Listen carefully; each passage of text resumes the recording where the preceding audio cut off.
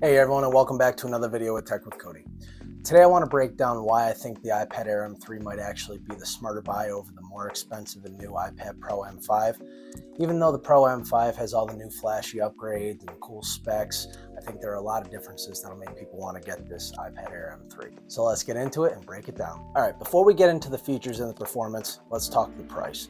Because for most people, this is really the biggest factor and what's going to make you decide if you want the Air or the Pro. So the iPad Air M3 starts at $599 for the 11-inch and $799 for the 13-inch. The iPad Pro M5 starts at $799 for the 11-inch and the $1299 for the 13-inch. So right away, the Pro is a huge jump in price, especially if you're going with the 13-inch model. And once you add things like more storage, cellular, Magic Keyboard, the Apple Pencil Pro, the Pro can really get expensive pretty quick. Meanwhile, the iPad Air gives you nearly all the features most people will actually care about at a much more reasonable starting point. So the iPad Air is running the extremely capable M3 chip, and honestly, this thing's going to be fast enough for most people that are going to use an iPad. But the iPad Pro bumps up to the new M5 chip. And yes, it is a monster for a chip. It's built for things like heavy video editing, 3D modeling, using pro apps, and really some large multitasking workflows. But here's the truth. Daily use doesn't feel drastically different between the M3 and the M5. You're really only going to see those big gains if your workflow uses that extra power. So for software, both the Air and the Pro run the exact same iPadOS software, which is the brand new iPadOS 26. It gives you that same multitasking, the same stage manager, the same split screen view, the same apps. It's unlike the old days where the Pro got all the special features, and today you get the same overall software on both of these devices. The performance may slightly differ, but the features, they're pretty much identical. So let's talk about the screens. This is going to be one of the biggest differences between the Air and the Pro.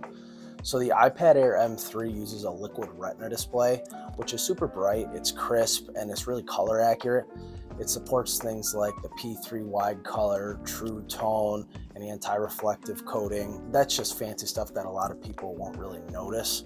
But the iPad Pro M5, on the other hand, it steps it up, and with the Pro, you get an Ultra Retina XDR display.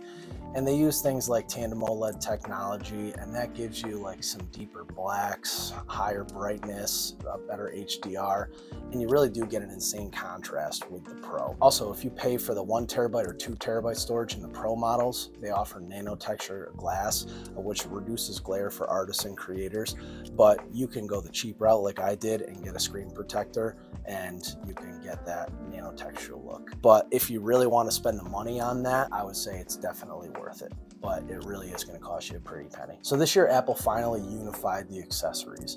Both the iPad Air M3 and the iPad Pro M5, they support the Apple Pencil Pro, the new Magic Keyboard, and things like that. So you get the same accessory ecosystem, really no matter which model you choose, which is a real huge thing for a lot of people because you no longer just need the Pro to get the best accessories. You can get those same great accessories with the Air. So when you're talking battery life, it's really close, surprisingly close really.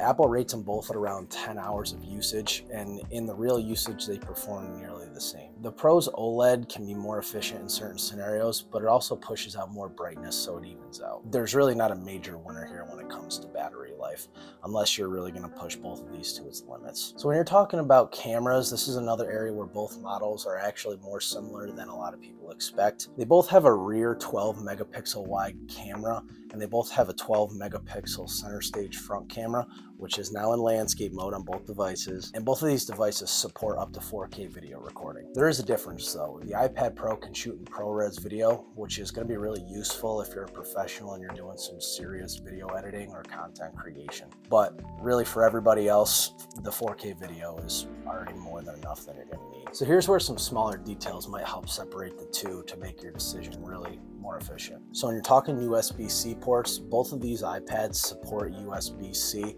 but the iPad Pro also supports Thunderbolt and USB 4.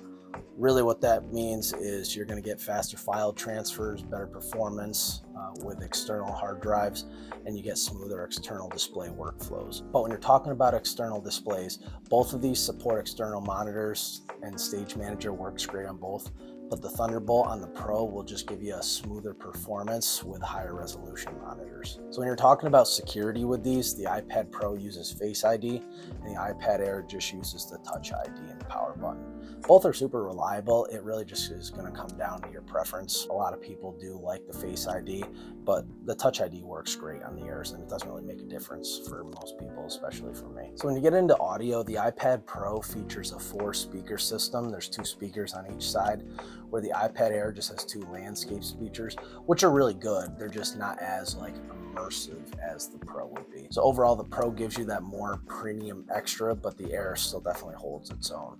The Pro, I guess you could describe it as more of like a surround sound set. So here's the bottom line. The iPad Pro M5 is literally the best iPad Apple makes. There's no question about it. But for most people, you're not gonna need the Pro. The iPad Air M3 gives you literally a great performance, a great screen, same accessories, same software at a much lower price. And for the average user, it's gonna be the better value by far. You're gonna be saving so much money if you go with the Pro. Even if you're editing full time, you're doing a lot of pushing of the Pro apps, or you want the best display Apple sells, I would say go Pro. But if you just want a fast and powerful iPad without spending the big money, the iPad Air M3 is without a doubt going to be the smarter buy. You can get literally everything your average daily user or small time editor, content creator is going to do on the iPad Air. All right, everyone, that's all I got for today. So if this video helped you decide which iPad you're going to get, or just made it a little easier for you to make that decision, please be sure to hit that like button. It really does help the channel. And also, don't forget to subscribe. That also really helps the channel. And subscribing, you'll also get more honest, money-saving tech down reviews. And give me a comment below. Are you going with the iPad Air M3 or the iPad Pro M5? I really try to respond to every comment, and I really love hearing your thoughts. So if you comment, I'll do my best to get back to you. Thanks again, everybody, for watching Tech with Cody, and I'll see you in the next one.